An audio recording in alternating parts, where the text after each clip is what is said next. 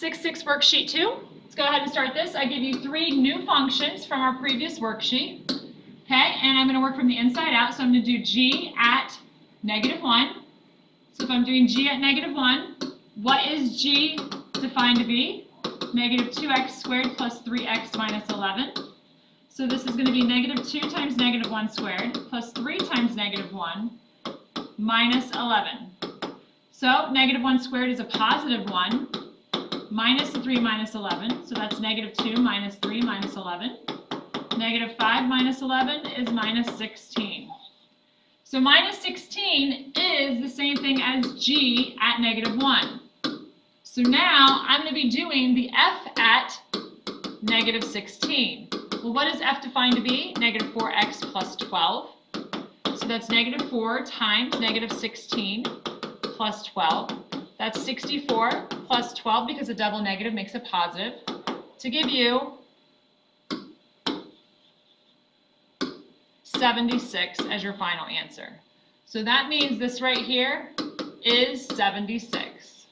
Okay? That's the answer that we are looking for.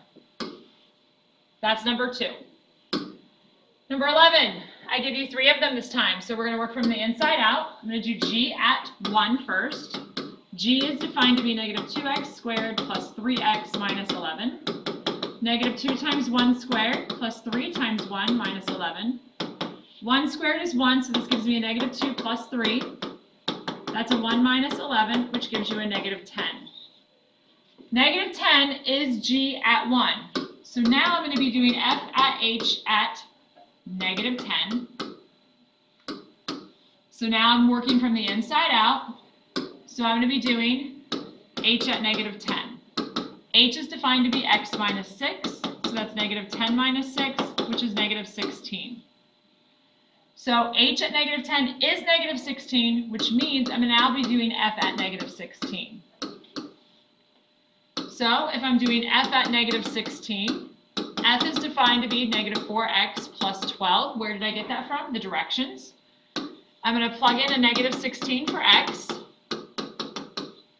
That's going to give me a 64 plus 12 gives me a 76. Which just happened to be the answer to the last problem too, but it's okay. Okay? So 76 is our answer. Okay? Next, number 16. I'm just using 2 functions this time. I'm going to do h at 7. H is defined to be x minus 6. So that's 7 minus 6, which is 1. So now I'm going to do g at 1. So if I'm doing g at 1, g is defined to be -2 times 1 squared plus 3 times 1 minus 11. -2 plus 3 minus 11 is 1 minus 11, which is -10. So -10 is the final answer that we were looking for g of h of 7. Last one for number 19.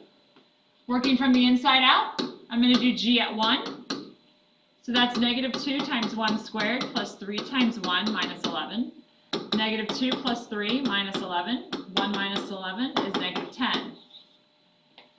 So now I'm going to do f at -10. So if I'm doing f at -10, f is defined to be -4 times x plus 12. So that's -4 times -10, which is 40, plus 12, which is 52.